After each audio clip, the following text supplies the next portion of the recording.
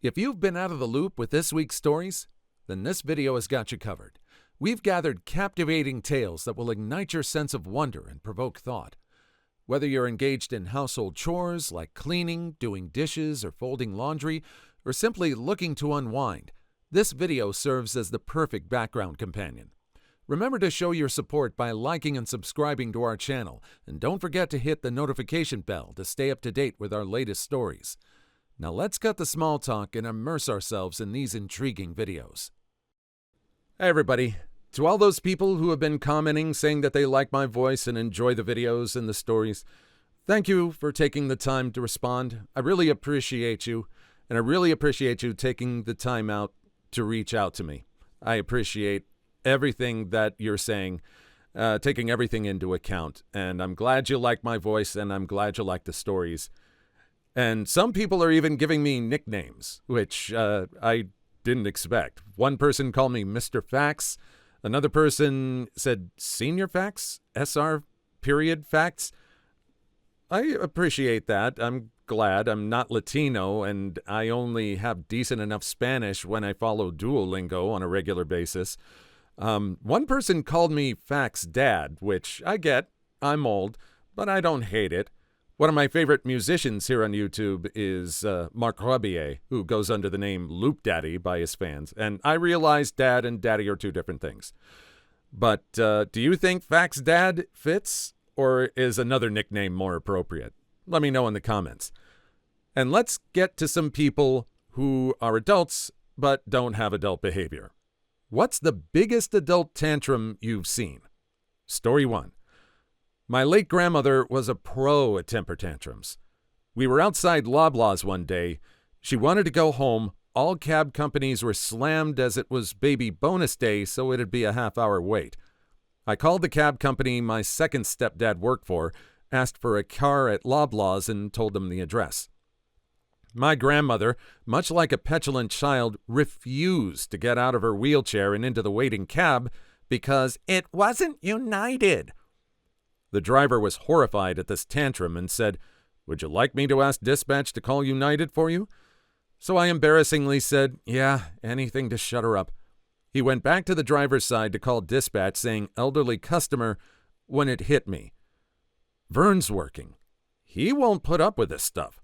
So I opened the passenger side door and said, "Excuse me, I'm sorry, I just had an idea. My second stepdad's working and he doesn't put up with this. Ask for Vern to be sent here." So he says, "Customer's granddaughter is requesting Vern to be sent to Loblaws for this situation."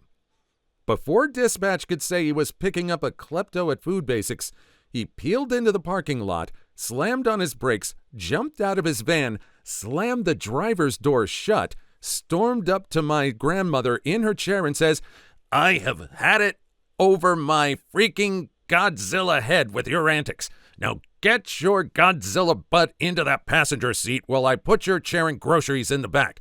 You've given your granddaughter enough trouble as it is. I don't give a care what you want. You've caused your granddaughter enough grief to last her a lifetime. I don't cursing blame her if her mother shows up here and takes her on a mother-daughter date for the remainder of the day while you sit at home with a home nurse's company. Now move your butt into that cursing passenger seat." That was it. She got up out of her wheelchair, opened the passenger seat door, got in, sat down, buckled up, and I said, "You know where we live. After everything is put away and her nurse companion arrives, I'm going to take the dogs on a bus ride to Point Edward." He took us home, got her into the house. I unpacked and put away the groceries, called her nurse companion saying, "I need a break from being the main caregiver. Can you come keep my grandmother company until I come home?" Then got the dogs ready to go out. Vern gave me a free ride under the bridge where he dropped us, assisting us in getting the stroller out and ensuring I had money to get myself and the dogs something to eat, and telling dispatch to tell the klepto to curse off and go get arrested.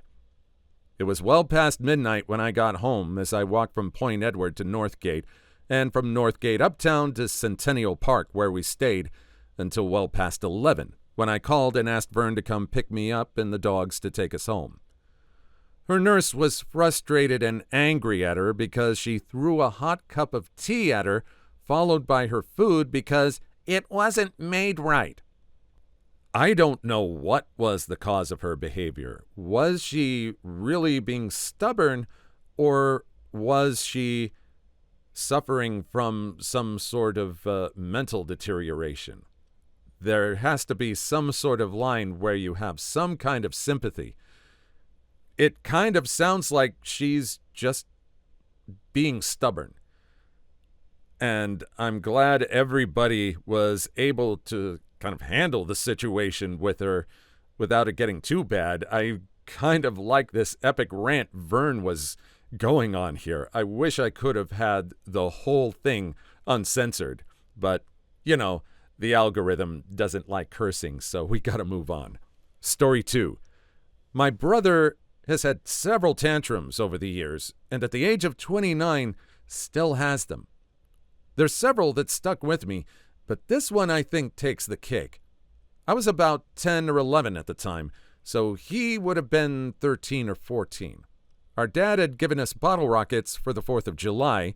When giving them to us, he told us to not give any to the younger children because they were dangerous. I found a plastic tube and was firing them off into the air with it, while my brother started tying multiple together by the fuses before lighting them.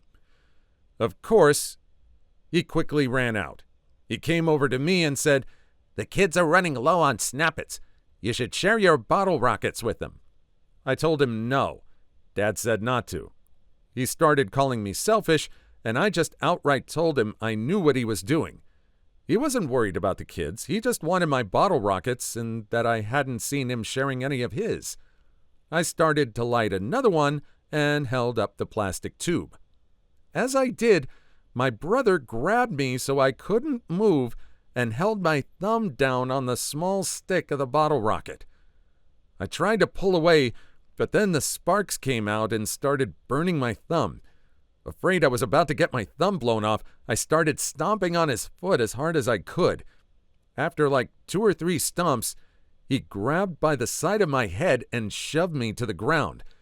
He started kicking me repeatedly in the stomach over and over again. I heard my mom and aunt start screaming, and then suddenly our oldest brother was shoving him off of me, and that, "If you want to kick someone, try doing it with a man instead of a little girl." He didn't say anything. He just stood there glaring while breathing so heavily I could see his shoulders rising up and down. For a moment, I was scared he was actually going to take him up on the offer before he gave me that look that just said, "I hate you," and walked away. He hasn't had a tantrum where he's gotten physical in 5 years.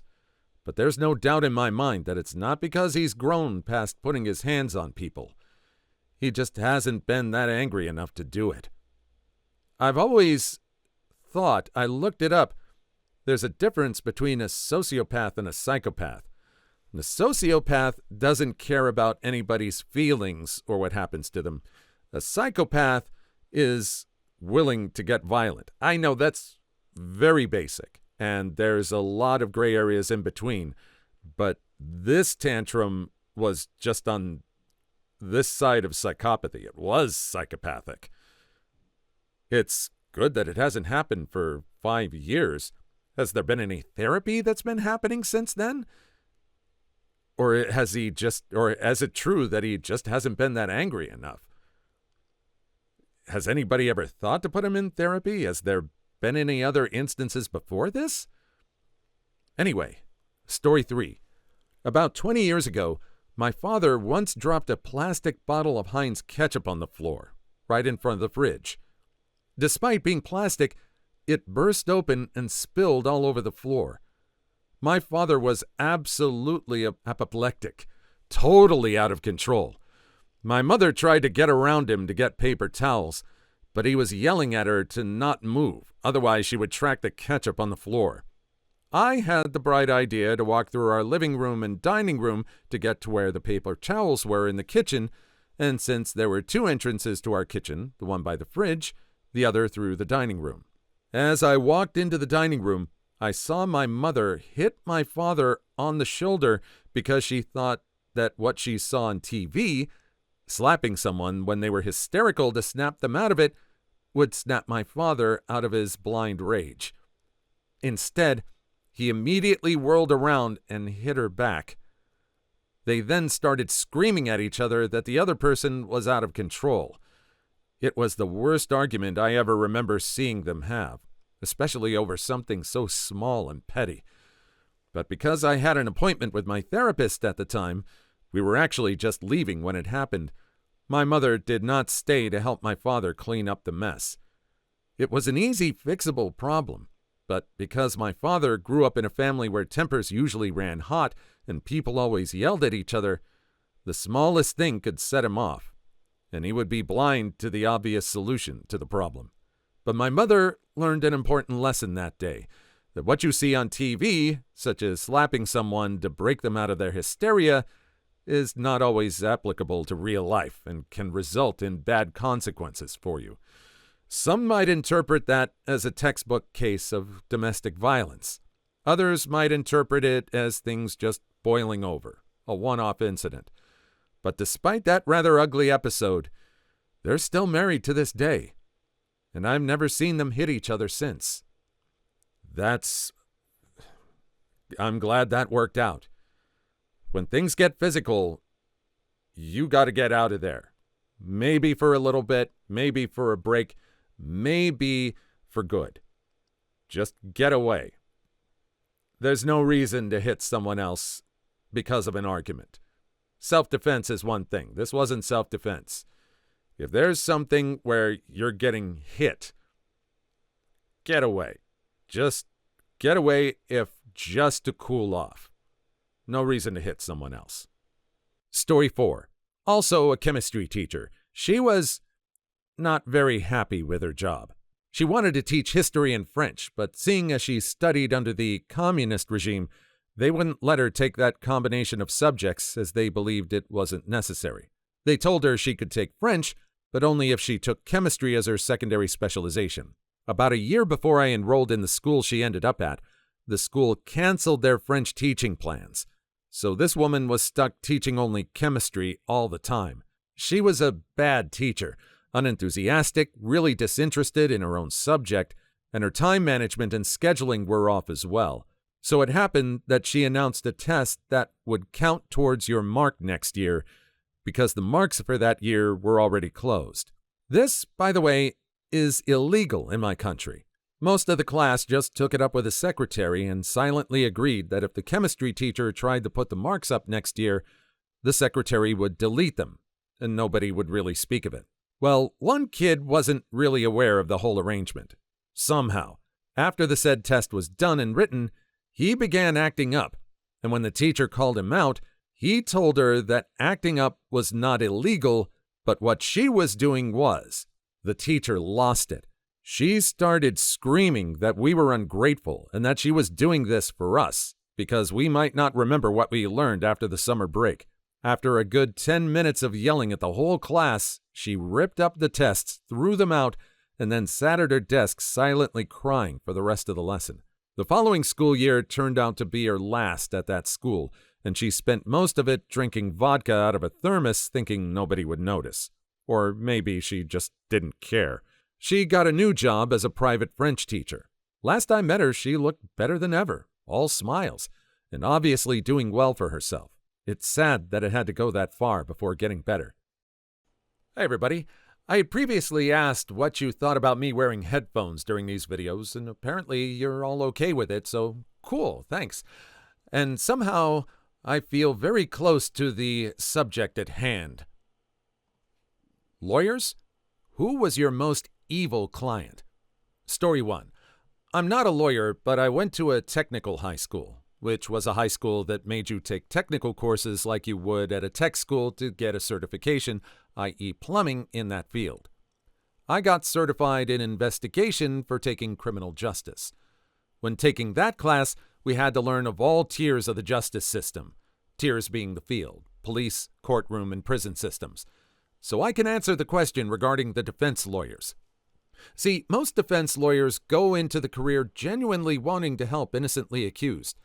However, because of our Constitution stating all deserve a fair trial, this is U.S. by the way, defense lawyers do have to give a fair fight to the defendant, whether or not they're actually criminal.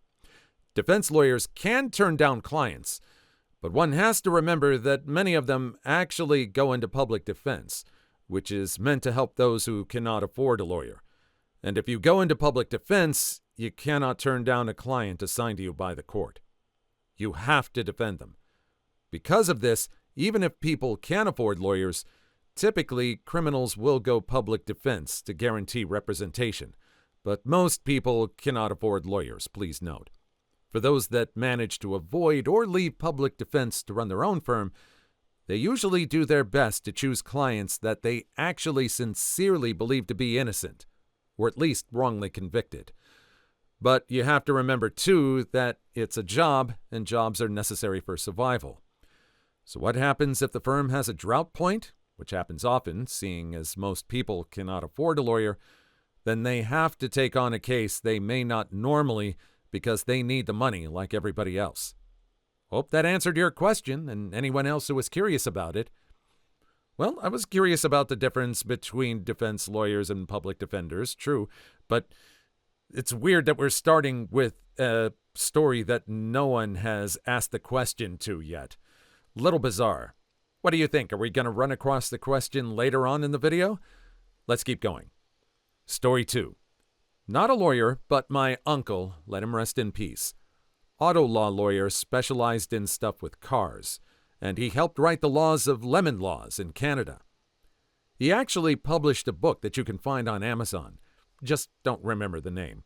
Anyway, so my uncle told the story about one of the most craziest cases he had. This was before I was born, maybe around the mid-'80s. So my uncle took a case surrounding a typical drunk driver case. I think DUI they call up in Canada as well. So the case was going smooth until the woman confessed to him. She may have also unalived somebody in blind rage when drunk. The person against a wall, and keep in mind this is the 80s. Cars are still the toughest tanks, possibly crushing the person. With this, my uncle was so disgusted. He may have requested to be pulled from the case, and since under Canada law you're not allowed to tell anyone until after maybe 10 years, he told us this maybe when I turned 9 or 10 years old.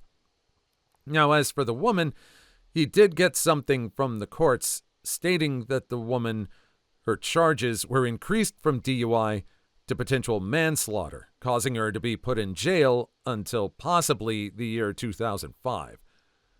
Don't know whatever happens. That woman, my uncle, never wanted to know, and he never accepts cases now that technically include manslaughter today. Well, before my uncle passed, he was a divorce lawyer and an auto claims lawyer. So yeah, my uncle saw some crazy stuff. Sorry about the cadence on that. For a minute there in the middle, punctuation seemed to disappear from that story. It was kind of hard to get the cadence of it. Kind of weird, but yeah, that's kind of weird that he got confessed to in the middle of the case. Did this person think that, oh, well, now that I've got him as my lawyer, he can't say no anymore? And it's kind of a weird story to tell a 9 to 10-year-old kid. I mean, I don't know how intelligent or wise this 9 or 10-year-old kid is if they were able to handle that kind of information. Anyway, next one, story 3. I'm not a lawyer, but I used to work the court/crime beats at a small-town newspaper. I had to sit in on some awful trials. 2 guys were on trial for 2 separate unaliving/robberies, one being a triple homicide. The triple homicide case made me openly cry while sitting in the courtroom. These guys planned the robbery by having one of them go to the house and talk to the victim, then pretend he needed a glass of water from the kitchen. He opened the back door and let the other guy in. Within minutes, they'd unalived everyone in the house, including 2 young boys. While in prison, he agreed to make a full confession if the detective brought him McDonald's. In the middle of jury selection, he decided to do a bench trial instead, thinking he'd be looked on more favorably that way. As if the case itself wasn't heartbreaking enough, when the kid's grandfather read an impact statement to the court, the defendant started screaming and cursing at her, saying he hadn't unalived them because he wasn't the one who pulled the trigger. He then tried to fight the kid's stepdad in the courtroom. Because he'd chosen a bench trial, the trial lasted less than a day, and the judge declared him guilty as soon as both parties had finished. He got 195 years in prison. During the sentencing, the judge said, "You are beyond rehabilitation, and you should never again see the light of day." That is awful. I don't think having a jury trial would have made any difference. Just the way he just couldn't even control himself in the courtroom. He was just guilty. What happened to the other person? Did he get unalived by the cops, or was his trial separate? There's nothing in there on that. Ugh. I don't think this forebodes very well for the joviality of the other stories in this video, but let's keep going. Story 4. My brother who's a lawyer, corporate lawyer. Long since from this story, no details because closed courtroom, and he sticks by his word, so he literally won't go into details, but this comment is off of what he told me. Was sitting in on a defense of a case that turned out to be a child pervert. He said he was noticeably shaken up afterwards and asked the defense lawyer after, legitimately, as again he was considering going into criminal defense at the time, how she managed to defend someone so obviously guilty of this heinous offense. She simply replied, "Because someone has to. No matter how heinous the crime or how disgusting the defendant, everyone has the right to a proper defense and someone who will stand for them in court to look after their interests. Without that fundamental legal right, the criminal justice system could not function, as literally every trial would be a kangaroo court, as law is already stacked in the prosecution's favor if it makes it to court. That's what the defense is for, evening the scales, even if just a little." Note, not exact wording. This was both secondhand conversation and several years removed off memory. At the recommendation of one of his bosses while he was doing pre-bar exam work, he went into corporate law since he has the mind for it and really didn't want to go into criminal or family law. Story 5. All these things are horrible or worse. There are common people who do horrendous things that no one thinks twice about. People have children that they're not fit to raise in any way, and the harm they do affects the child to their unaliving at old age. The child is hurt, but society is damaged as a whole. An army of child perverts does less damage. People get into a position of power and they become passive best intent, or active malignant force of evil. Every decision is biased and harmful. It doesn't matter how small or large their position. They just foul everything up and leave misery in their wake. We have people writing fiction that has nothing to do with reality. People grow up believing what they see, and their life is a living embodiment of hypocrisy. There are people who literally are useless at everything in life and can't even do manual labor without messing things up. So what they do is become public leaders. They say they want to help humanity, but in truth, if the world's problems are fixed, they'd have nothing to do and would starve to death. We're forgiving a petty crime, but petty crime is like a million ants chewing away at a giant redwood tree. In no time, the tree is dead, and society would be dead too. We idolize the rich, but honesty and poverty almost never walk hand in hand. Story 6. I believe it was easier to claim insanity to avoid trial and sentencing a good time ago. However, now that psychiatry has advanced and laws rewritten, it's a double edge to claim insanity as a defense. First, a psychiatrist must determine if the person is sane enough to understand questioning and stable enough to reply. Any comprehension, and even if you have mental problems, you'll be deemed able to stand trial and sentencing. Here's the kicker to being successful in getting submitted to a psychiatric institute. There is no law limiting the max amount of time you are to stay there. You're put into psychiatric care with no hope of release unless the institution deems you're stable. Remember that they're being paid by the state for having you. Good luck that they'll actually be honest about your condition. Then, even if you manage to become stable, according to them, you'll be released into police custody, as you must still stand trial for your crime. None of the accrued time spent in the mental institution will count towards time served to whatever prison or jail sentence you're given. That last part didn't occur to me. The fact that you have to get stable enough and then you get handed over to serve time for whatever sentence you have for the crime committed. It's like that scene in The Princess Bride with the Pit of Despair where Wesley's getting healed up so he'll be healthy when he's put on the torture machine. If the past few years have taught us anything, it's that we tend to overestimate our resilience, and dangerous or not, people want to get through their day and will just do what they want to do. Having said that, what's more dangerous than most people think? Story 1. Driving while sleepy or tired is definitely dangerous, and you will hallucinate. I have real bad insomnia to the point where I involuntarily stay woke for at most 50-something hours. It's rare I ever stay up 3 days, but unfortunately it does happen to me. One time I was awake for 2 days and didn't feel a bit drowsy, nor did I feel sleepy. I was on the second shift at work at the time, and I did Uber on the side when I got off work. So my first day I did Uber. Didn't get tired. Got home, didn't get sleep. Worked a full shift at work and didn't even nod off. Trust me, insomnia is infuriating. Anyways, my second day woke up. It had been roughly 56 hours since I had woken up and used Uber once again. Before I go further, here's the thing about insomnia and why it sucks so hard. Because your body is genetically meant to not be up for 24 hours, when the drowsiness finally catches up to you, it hits like an elephant pushing 3 5-ton fire trucks armed with explosives. In other words, that drowsiness hits hard.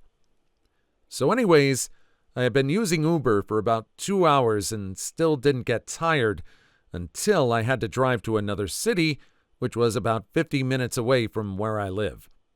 I had 2 guys in the back and was about 10 minutes away from their destination, and then that elephant with the 5-ton exploding trucks finally collided with me. I suddenly got beyond sleepy. Good thing it was spring at the time because I just raised down my window and let the air blow on me, and it woke me up. Unfortunately for me, it only worked up until I dropped those guys off. Because I knew at that point I finally was ready to go to bed, and my destination was either my bed or heaven's gates. Unfortunately for me, my house was now 50 minutes away from me, and on a long stretch of highway in the dark hours of the night at about 2 a.m., that was one of the scariest drives I had ever had. I literally began to hallucinate and started seeing things in the road that weren't really there.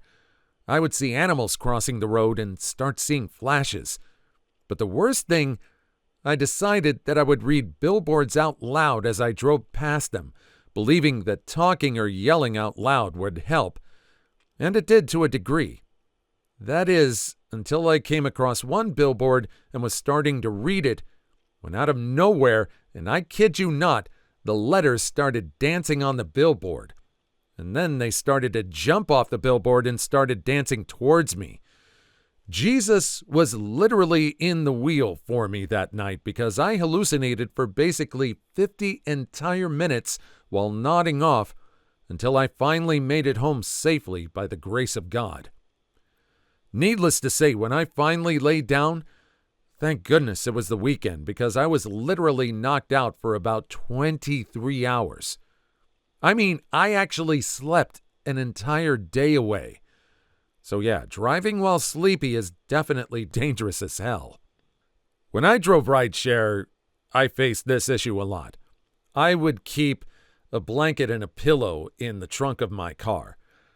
In California, there are a lot of places where they outlaw sleeping. They're trying to cull the homeless population.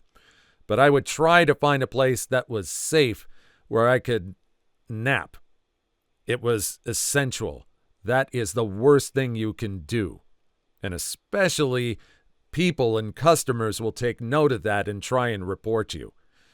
You don't want that to happen. Story 2. My bio dad took me to Florida when I was 10, a weak swimmer, and let me go swim in the ocean unsupervised. In hindsight, he may actually have been trying to unalive me. He was a terrible father. I can't count how many times he put me in mortal peril over his stupid decisions, but then again, he was usually putting himself in them too, so it may be a lack of common sense or care. Anyways, I got caught in a riptide, which I had never even heard of, also being from the Midwest. I swam and swam as hard as I could towards the shore and got nowhere. I looked, and I was actually further out than I was before. I was panicking and screaming over and over again, and no one heard me. There was a lot of kids screaming and playing. I got so tired after a while that I could hardly kick my legs anymore. My strength was failing. I was just keeping my head above water when a guy came to get me.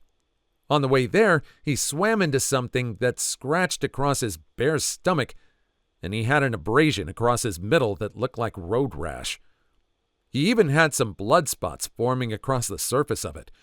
He carried me in and laid me on the sand, and I could see his bleeding abrasion stomach. And even though I was so exhausted and scared, I felt really worried for him. I thanked him and asked him what happened to his stomach. He said, "I don't know. Something went past me in the water, and it felt scratchy like sandpaper." As an adult, I realized that I was caught in a rip current that would have most certainly drowned me, and the guy likely ran into the abrasive skin of a freaking shark. Where were we?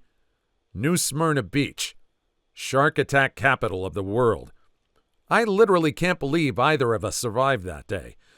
And my dad is an idiot, or else he was just trying to get out of paying child support the rest of my growing up years. Who knows? That one is spooky. I remember when Jaws came out in the theaters, and it really sparked some fear in people's hearts about swimming at the beach. Sharks usually are not very aggressive towards people. There's only certain areas where they really are very aggressive, like at New Smyrna. But this is scary on both counts, getting caught up and swept away at sea or getting attacked by a shark. It's a real dilemma. Story 3. The ocean. I did sail training once. On the last day, a storm was coming. Could see the clouds coming up, dark gray. Had it been a fine day, we would have been an hour from home port. However, the storm had some strong winds, and we fought. It was bad from around 5 p.m. We fought until 5 a.m., then let the winds push us up the coast to the next river inlet. Captain decided to have us go out to sea and around the storm to try and ride the winds back. Not the best idea. The only reason we're alive is because the guy at the helm had done Sydney to Hobart races before, in worse weather. The captain in number 1 hid below deck, though he had to go out and bring down the sails, being the most experienced. There was so much water slamming us that his jacket inflated while he was doing that. Jacket thought it was underwater. At one point, they suggested we use wind power and turn off the engine to not overwork it. We did that for one wave. The sky was black, the water was black, and the land was black. I asked how big the seas were. He said, "Judging by that one, we didn't go over 1 meter taller than the boat is long." So we were in an 11-meter boat, 33 feet, and the waves were 12 meters high, 36 feet. He put the engines back on after that wave. Probably good that I couldn't see them otherwise. I would have really freaked out. Yeah, when seas are rough, it's better to be above deck. Yes, tethered to the boat, so at least you can see what's trying to end you. So after the sun comes up and we're pulling into another dock that the captain did not want to do because he was too cheap to pay mooring, we saw that all the safety gear on the back had been washed off. Probably ended up on a New Zealand beach, and the boat hull had been twisted so badly it was a write-off. I didn't even go near a beach for a few years after that. After I got home, The news reported that people passed in that storm. August 2003 for those playing at home. I can almost understand not going near a beach. And in some ways I can't. Being out in the waters and sailing, I can understand how you wouldn't want to go that deep into the ocean ever again. Did he feel like when he was on the beach that the waves were just going to reach out and pick him up and throw him out into the ocean again? If this was as scary as an experience as he's describing, I can sort of see that. Story 4. I'm a teacher in Japan now, but I'm from southeastern Arizona, just barely a few minutes outside of the Sonoran Desert border. Every grade at my school goes through themes throughout the year, and mine, 5th grade, is biomes. We're currently talking about desert biomes, and wouldn't you know that one of them is the Sonoran Desert. One day we were making a packing list for what you should bring to a desert. It's a very interesting shared writing activity because the kids have basically zero experience with deserts. I told them the number one rule of being in the desert is you can never have too much water. Even after saying this, they kept giving me low numbers in terms of water volume. We eventually settled on 10 liters, but basically the whole class thinks this is too much water. For context, the packing list isn't for going on a 1-hour hike. This is an overnight camping in the actual heat of the desert kind of packing list. As someone who lived in the Sonoran Desert for over 20 years, with 3 spent in the even hotter desert of Death Valley, let me tell you this. If you still have room in your car, backpack, whatever for more stuff, you don't have enough water. Please like and subscribe if you've made it this far. I hope you'll enjoy the rest of the video and have a wonderful day. I don't even trust someone to type in their contact information into my phone. We have our lives on our phones, our photos, private photos, credit card statements, PayPal, Venmo. No one touches my phone. Not for any reason. I don't care. And speaking of, computer geeks, what's the worst thing you've found on someone's computer? Story 1. It's completely true that smoker PCs can be pretty darn disgusting and usually die from passive smoking long before any humans would. But those are not the worst kind I've ever attempted to resurrect. Back in around 2007-2008, while working in an IT service company, I was called out to one of our business clients. Their old IBM workstation from before Lenovo had taken over, located out in their production hall, had crashed and now wouldn't even turn on, let alone boot up. So I drove out there, got it disconnected, and opened it up, only to discover, and I kid you not, what I reckon to be about an inch of soot and slag embedded with what is best described as tiny razor-sharp iron fillings and fine pellets all over the motherboard, the hard drive, and simply covering every nook and cranny on the inside. Obviously, also completely clogging up the power supply and the fans. Very, very, very extremely nasty, and quite the miracle that it hadn't broken down any sooner. Points to IBM for making a computer which can endure that level of absolute hardcore torture for as long as it did. Oh, did I mention that this customer of ours just happened to be the local over 200-year-old iron foundry? Maybe I should have started with that. It must have slipped my mind. Anyway, the sole production workstation dedicated to controlling the furnaces at the local foundry. Let's just say that even before I got into the van, I knew that this was going to be quite interesting and rather demanding. I also knew that I absolutely had to come up with a solution as fast as possible, because they were obviously losing money every second their production was completely halted, like this. One of the workers took this poor thing into the center of the production hall, where the ceiling was highest, and turned their heavy-duty air ventilation/filtering system up to max, and with everyone out of the way, and himself wearing protective gear, razor-sharp iron fillings and fine pellets, remember? He went up to the computer and gave it a few short bursts with the production hall's air compressor. A black, obsidian-colored mushroom cloud stood up out of the cabinet. It looked almost as if he had dropped a tiny nuke into it instead. Luckily, within 10 to 15 minutes, their heavy-duty ventilation system had made short process of this ominous dark cloud of ultimate doom. Whatever damage this may have done to it, I didn't really care, because I was pretty sure that this ex-parrot wasn't going to be pining for the fjords anymore, even before the worker dropped his tiny air bomb into it. Since such iron fillings usually have this tendency to be rather conductive, providing plenty of nearly guaranteed short circuits. But more importantly, this was the fastest way for me to get to the hard drive, which didn't involve me digging it out while wearing boxing gloves to prevent myself from tearing my hands and fingers to shreds.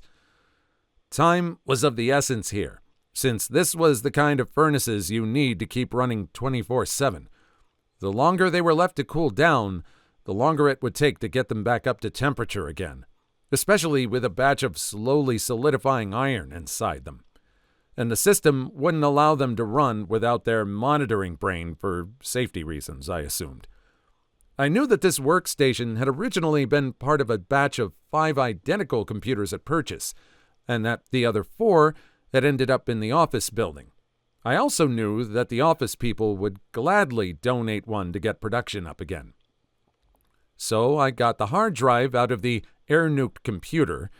I didn't even bother, or rather risk, to see if it would spin up. Got the drive out of the office computer, and they were exactly the same brand and model, just as I had hoped for. Removed the shredded-looking and highly likely fried controller off the air-nuke drive, and temporarily replaced it with the donor controller. And to my relief, the drive seemed to be working just fine.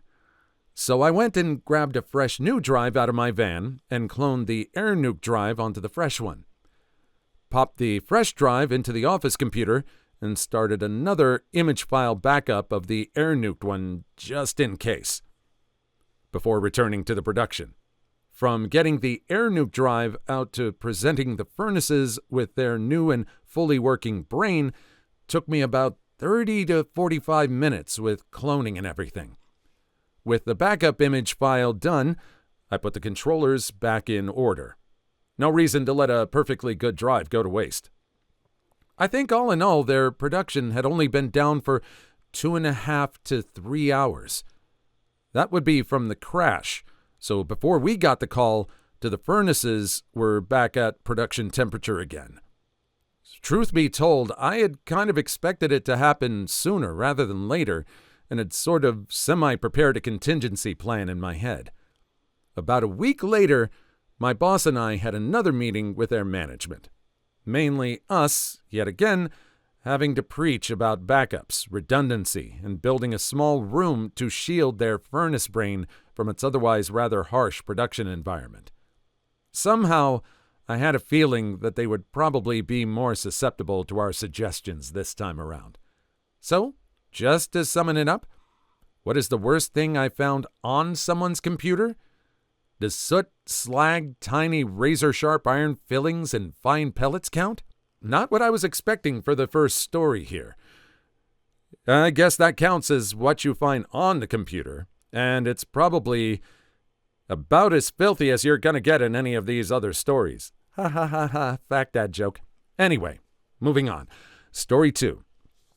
The toolbars are the second worst thing I've found on a computer, and it wasn't one I was fixing. It was one my friend was actually using. She had a netbook, and the internet browser had less than 10 lines of text visible within Internet Explorer. That's how it's aged, Internet Explorer.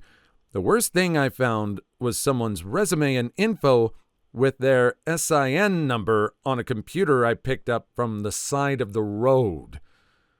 Something everyone needs to be educated on is cleaning your information off a computer before you get rid of it.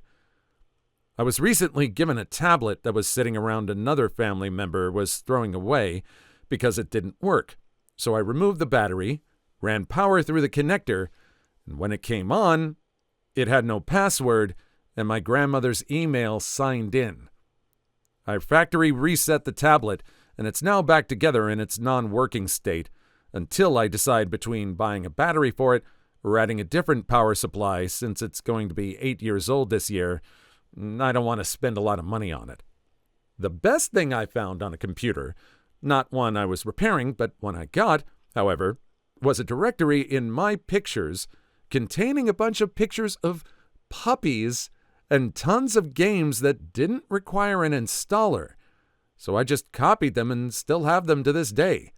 The computer was a 2002 Dell Dimension I had picked up off the side of the road in around 2015 and used it until an IDE to SATA adapter awful shop sold me shorted out the motherboard. Some of the things you could find on a computer made me worried about what was on a couple SAS drives I had that came out of a server I picked up off the side of the road and kept them until I decided to whip them on the ground outside until the platters shattered, then threw them away. I hoped to hook them up someday and see if I could find anything good on them, but wasn't going to spend the money for two 250 gig drives I didn't know the working status on that I was going to end up not using, so I destroyed them. That's very true. If you're going to get rid of a computer, if you're selling it or you're just going to throw it away, learn how to completely wipe your information off of it. It's not that hard. I think the most it's going to cost you is a bit of time for the process to take place.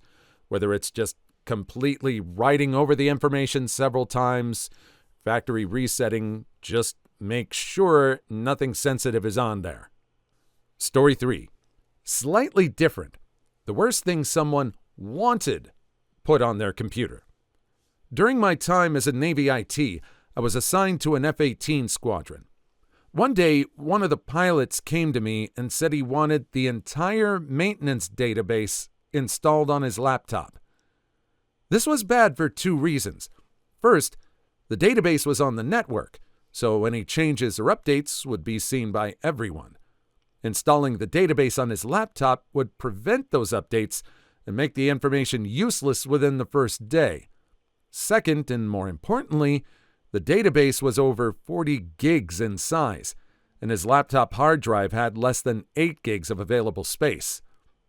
I tried to explain this to him. He didn't get it. He just played the pay grade game and insisted that since he was an officer and I was an enlisted, he was entitled to what he wanted, and it was my obligation to give it to him. I took a trash bag out to the wastebasket next to the desk and had him follow me downstairs to the hangar floor next to one of the jets. Opening the bag, I handed it to him and pointed to it. This represents the space on your hard drive. I then pointed to the jet. That represents the size of the database you want me to put on your hard drive. Now, you figure out how to put that, the jet, into this, the bag, without breaking either one. He still couldn't figure it out. Later, I got called into my department head's office. He started ripping me a new orifice about how dare I refuse an order from an officer. He wasn't prepared for my response. Because he was a total idiot. That stopped him in his tracks long enough to explain to him what had happened and what I'd done. After a few moments of silence, he nodded slightly and said, "You're right. He is a total idiot."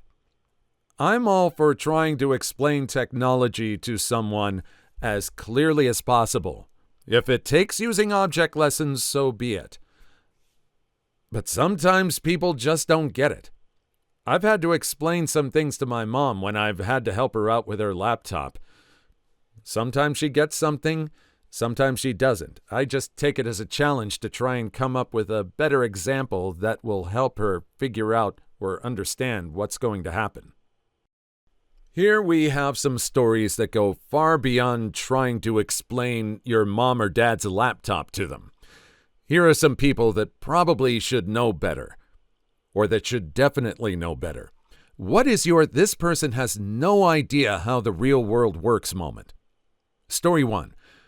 The quit his job to become a Twitch streamer kind of relates to my situation, on the opposite side. I've been working my current job for almost 7 years. Got a few yearly raises, Then they decided to raise each department up to a base level for those departments and continue to do this each year. So no matter what, I'm always making the same as the new hires in my department and even less than new hires in other departments while getting my hours cut by almost half. Making $15.50 an hour at about 12 to 15 hours per week. I'm on Social Security disability and only qualify because I have Asperger's, but only choose to keep receiving it because I don't make enough money at my job. Because of that disability income, I'm limited on how much I can make in gross wages per month. I have it calculated down to 22 hours per week would keep me under that threshold. Well, like I said, I get almost half that. So I decided to start my own business last year and have slowly been building it up over the last year. I'm to the point where I'm going to start my own online shop. However, I in no way make enough yet to quit my job. Until I can consistently make at least $1,200 per month from my business, after expenses and income tax, which would be more than what I make at my current job, I won't be quitting. That would be the same as just quitting without already having another job guaranteed, which means no money, no food, no car, and nowhere to live. My goal is to get to that point sometime this year where I can afford to quit my job and get off disability payments. So around a $3,000 net income per month at minimum. Can't say for sure if it will happen this year or not, but it's what I'm working toward. I'm 32 and I've only had 2 part-time jobs in my entire work history.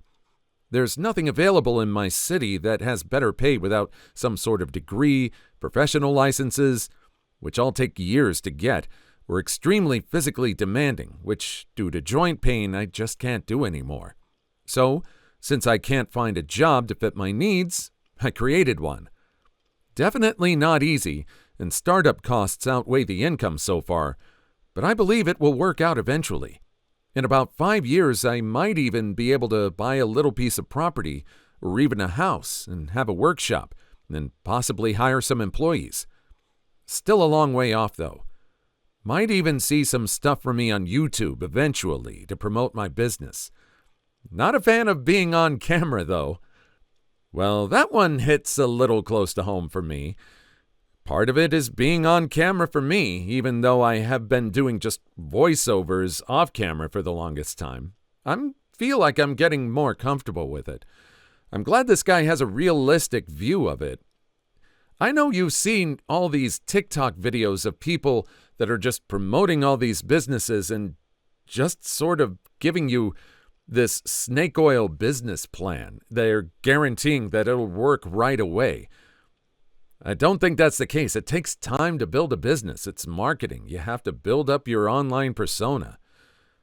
Anyway, story 2. My friend. She was very spoiled and got everything she wanted. Her father divorced her mother when she was 5 when she started asking for expensive stuff and received them. She never got punished even if it was something really bad. She later got in trouble with the principal. She started crying because she was suspended, since in her household she got everything she wanted. She demanded that she doesn't get suspended. Then she started losing a lot of her friends because she would lie to them, and she always asked them for money, even though she had hundreds of dollars in her wallet. Her brother, who is autistic, is treated like furniture, who is ignored most of the time and gets barely anything my friend has. Her family suffers from financial issues because of her. She has 2 phones. One is an iPhone 11 and another is an iPhone 6. She also has 2 iPads and 2 laptops. Her family went in debt once and my friend had to sell her old toys. She was crying hysterically, and her parents told her, "It's okay," friend's name, "we will just have to work more." Or what her mom means by "we" is her grandmother and her. They got out of debt, but still suffer from putting food on the table, to network payments, to even going to the supermarket and buying 2 potatoes. She's been begging me and my other friends to give her $10 to $50 when we already made it clear that the money was for colleges and universities. With the money I saved, I have $105, and my friend has around $100, and we do chores to earn money. We had an argument with my friend recently when she brought up I haven't given her a single dollar. I called her a spoiled brat. Then she started to tell her parents, and her parents defended her even though they knew what was going on. A year after that dispute, my parents would take me to Hawaii every summer break, and on my 15th birthday, I could bring a friend anywhere in the world. I brought it up to my friends, and my spoiled friend demanded she went with me since she never goes anywhere. I told her, no wonder, since you're spoiled. She still demanded she went. I know I won't take her, and I'd take my other friend since she's more understanding with the answer no. How does this person keep thinking everyone is just going to keep giving her stuff? And she has money of her own. Why is she asking for other people's money? It doesn't make sense. What is she saving that other money for? Is she doing something that is costing her all that much money? Is this something that she's not even telling her parents? Does she just want money? I don't get it. I don't get having money and asking people for more money. Just keep the money you got. What are you spending it on? Story 3. A former friend told my husband and I that he, at the time she, dropped out of college studying and tagging wild wolves, my dream job, because she didn't like writing papers. They were 1 to 2 page reports on each animal captured. In college, I had to write 5 to 7 page papers weekly. I laughed at him. 10 years post-high school, still no job and no relationship, but a botched transition that put his nipples back on the wrong way. He still lives with his dad in a big mansion because his dad is now a widow and doesn't want to be alone. His career choice, which the date is to be determined, clown school. He is thoroughly convinced if he goes to clown school, he'll become a millionaire and can buy a ton of land to start his communist agricultural collective, which he asked if we wanted to be a part of. The rules? All money went to him. No animals or crops that he disapproved of. And only his friends and us are able to work the fields. Basically, he wants to run a cult. Also, monogamous relationships are banned. This was just after he bragged that his trans identity made him immune from the rule that he needed to ask for permission for spicy time since he outranked women in the victimhood hierarchy. And there was a rule that no fences were allowed and no animal training due to it infringing on the freedom of animals. And I told him, predation is a thing. You know that. For which I was told I had no idea what I was talking about. The job we worked at together had me as the head farm animal caretaker. He, when he was a she, was only hanging around watching me do my work and thought for some reason he knew more than I did about animals due to a psychic connection with animals. This person is also a furry. My husband got defensively angry. I looked at this person I had known for over 2 decades in horror, and we fled. So basically, this person is trying to run a real-life MLM, just everything flowing up to them. At least he was honest about what he wanted up front, so they knew right away not to have anything to do with him. I mean, I'm sure there are a lot of people that will point to this person as the true bad example on some things. I don't think that's the case. I don't think all people who have transitioned or who are furries or anything are going to behave like this person. Thank goodness. Thank goodness. Ugh. True story real quick. Used to work at a copy print shop. Two guys came in, used a computer to type out a note they would hand to a teller at a bank to rob it. Sent it to print. It went to the employee printer behind the desk rather than the public printer. We were able to stall them long enough for the cops to come and arrest them. On that note, what's the dumbest thing you've seen a criminal do? Story 1. A couple of years ago, I had back surgery and was prescribed 3 days' worth of Vicodin. Well, they got left in the center console of my truck and just stayed there in the prescription bottle. One Saturday morning, a week or so after the surgery, I went out to pick up the paper off the driveway about 7 a.m. I noticed a towel I normally have in the truck was lying on the driveway, so I went and picked it up to put it back in the truck, thinking it may have gotten caught on something when I was getting out. I went to put it back in the truck and realized my truck had been ransacked.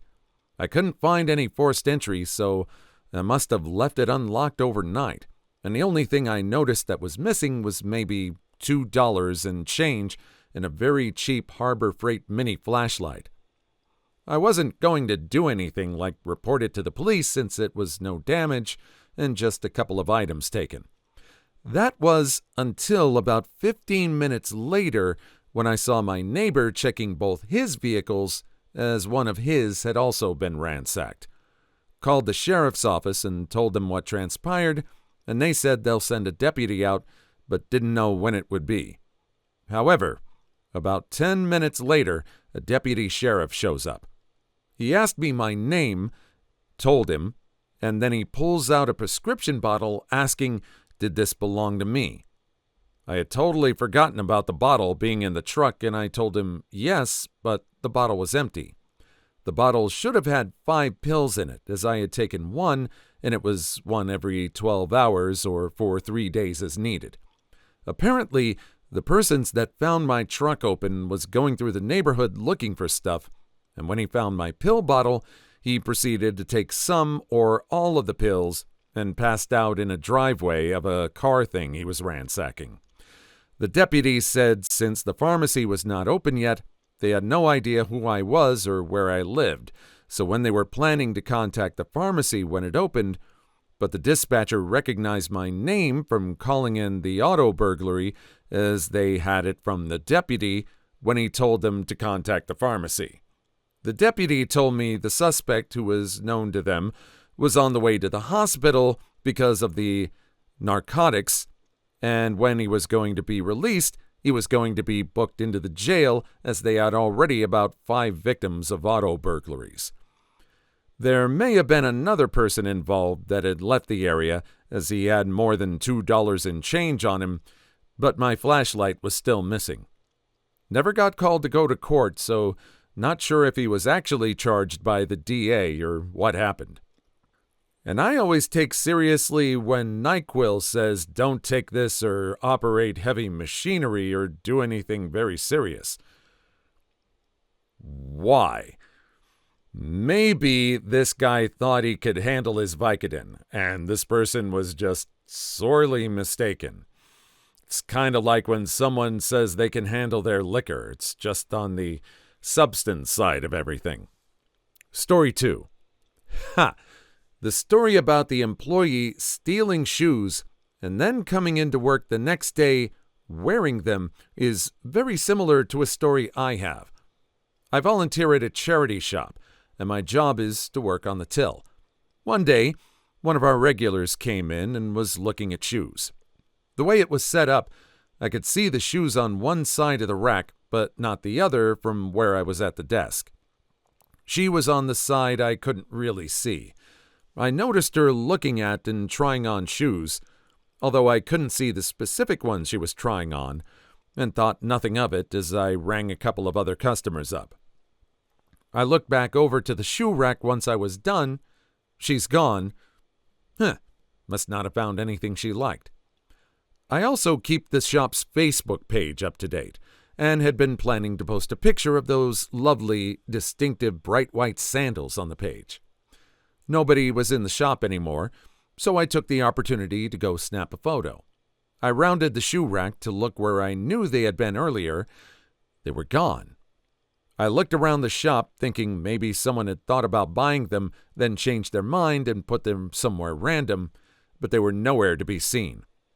I asked my coworker, who was at the door ready to greet customers, if he'd seen anyone leave with them. The horror on his face. She had walked out with them in her hand because she was so blatant about it. He assumed she must have paid for them and didn't think anything of it. We both knew what she looked like. As I mentioned, she was a regular. We immediately informed our boss, and she thanked us for letting her know.